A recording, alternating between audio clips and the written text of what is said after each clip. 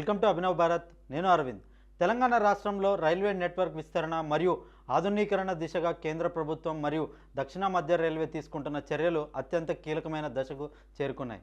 ముఖ్యంగా తెలంగాణ రైల్వే నెట్వర్క్కు మరో మైలురాయిగా నిలిచే అంశం రీజనల్ రింగ్ రోడ్ RRR వెంబడి ప్రతిపాదించిన రీజనల్ రింగ్ రైల్వే ప్రాజెక్ట్. ఇది కేవలం ఒక రైలు మార్గం మాత్రమే కాదు, హైదరాబాద్ చుట్టూ ఉన్న జిల్లాలను అనుసంధానిస్తూ నగరంపై ట్రాఫిక్ ఒత్తిడిని తగ్గించే ఒక బృహత్తర ప్రణాళిక.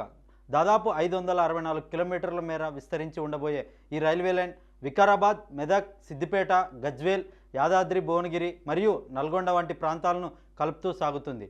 దీనివల్ల రాష్ట్రంలోని మారుమూల ప్రాంతాల నుండి రాజధానికి చేరుకోవడం సులభతరం కావడమే కాకుండా సరుకు రవాణాలో కూడా విప్లవాత్మక మార్పులు రానున్నాయి. ఈ మైలురాయి ప్రాజెక్టులో భాగంగా కాజీపేట కోచ్ ఫ్యాక్టరీ మరియు సికింద్రాబాద్ రైల్వే స్టేషన్ పునరాభివృద్ధి పనులు కూడా అత్యంత ప్రాధాన్యత సంతరించుకున్నాయి. సికింద్రాబాద్ స్టేషన్ను దాదాపు 700 కోట్ల రూపాయల వ్యయంతో అంతర్జాతీయ విమానాశ్రయాల తరహాలో ఆధునీకరిస్తున్నారు. దీనివల్ల ప్రయాణికులకు ప్రపంచ స్థాయి వసతులు అందడమే కాకుండా దక్షిణ భారతదేశంలోనే ఇది ఒక అతిపెద్ద రవాణా కేంద్రంగా మారుతుంది. అదేవిధంగా కాజీపేటలో నిర్మిస్తున్న వ్యాగన్ తయారీ కేంద్రం ద్వారా స్థానిక యువతకు వేల సంఖ్యలో ఉద్యోగ అవకాశాలు లభించనున్నాయి. ఈ ప్రాజెక్టులు పూర్తి అయితే తెలంగాణలో రైల్వే మౌలిక సదుపాయాలు పారిశ్రామిక వృద్ధికి ఊతమిస్తాయి. మరోవైపు తెలంగాణలో వందే భారత్ ఎక్స్ప్రెస్ రైళ్ల సంఖ్య పెరగడం మరియు కొత్తగా అమృత్ భారత్ స్టేషన్ల పథకం కింద రాష్ట్రంలోని దాదాపు 40కి పైగా రైల్వే స్టేషన్లను ఆధునీకరించడం ఒక గొప్ప మైలురాయి. సికింద్రాబాద్, విశాఖపట్నం, సికింద్రాబాద్ టు తిరుపతి మరియు కాచిగూడ టు బెంగళూరు వంటి మార్గాల్లో నడుస్తున్న వందే భారత్ రైళ్లు ప్రయాణ సమయాన్ని గణనీయంగా తగ్గించాయి. దీనికి తోడు multi modal transport systems MMTS phase 2 పనులు పూర్తి కావడం వల్ల శివారు ప్రాంతాల ప్రజలకు తక్కువ ఖర్చుతో కూడిన వేగవంతమైన ప్రయాణం అందుబాటులోకి వచ్చింది. ఈ రైల్వే నెట్వర్క్ బలోపేతం కావడం వల్ల భవిష్యత్తులో తెలంగాణ లాజిస్టిక్స్ రంగంలో దేశంలోనే అగ్రగామిగా నిలిచే అవకాశం ఉంది.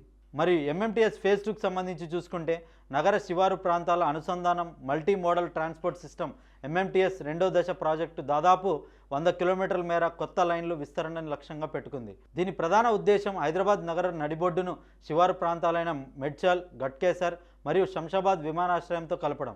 ఇప్పటికే సికింద్రాబాద్ టు మెడ్చల్ మరియు మౌలాలి టు గట్కేసర్ మార్గాల్లో రైళ్లు ప్రారంభమయ్యాయి. దీనివల్ల IT ఉద్యోగులు, విద్యార్థులు మరియు సామాన్య ప్రజలు ట్రాఫిక్ ఇబ్బందులు లేకుండా తక్కువ ఖర్చుతో ప్రయాణించగలుగుతున్నారు. ముఖ్యంగా ఉమదానగర్ వరకు ఉన్న లైన్ విస్తరణ ద్వారా శంషాబాద్ ఎయిర్పోర్ట్ వెళ్లే ప్రయాణికులకు భవిష్యత్తులో మెరుగైన కనెక్టివిటీ లభించనుంది. వందే భారత్ ఎక్స్ప్రెస్ సంబంధించి చూసుకుంటే వేగవంతమైన అంతర్రాష్ట్ర ప్రయాణం తెలంగాణ నుండి ప్రస్తుతం పలు కీలక నగరాలకు వందే భారత్ రైళ్లు నడుస్తున్నాయి. ఇవి ఆధునిక హంగులతో గంటకు 130 నుండి 160 కిలోమీటర్ల వేగంతో ప్రయాణిస్తూ సమయాన్ని ఆదా చేస్తున్నాయి. సికింద్రాబాద్ టు విశాఖపట్నంకు సంబంధించి చూసుకుంటే ఇది అత్యంత ఆదరణ పొందిన రూట్. కేవలం 8 గంటల 30 నిమిషాల్లోనే ప్రయాణికులను గమ్యస్థానానికి చేరుతుంది. మరియు సికింద్రాబాద్ టు తిరుపతికి సంబంధించి చూసుకుంటే ఆధ్యాత్మిక యాత్రికుల కోసం ఈ రైలు ఎంతో ఉపయోగకరంగా మారుతుంది. ఇది నల్గొండ, గుంటూరు మీదుగా ప్రయాణిస్తుంది. అది మరి కాచిగూడ టు బెంగళూరు సంబంధించి చూసుకుంటే IT కారిడార్లను కలిపే ఈ రైలు మహబూబ్ నగర్, కర్నూలు మీదుగా నడుస్తూ 2 మెట్రో నగరాల మధ్య దూరాన్ని తగ్గించింది.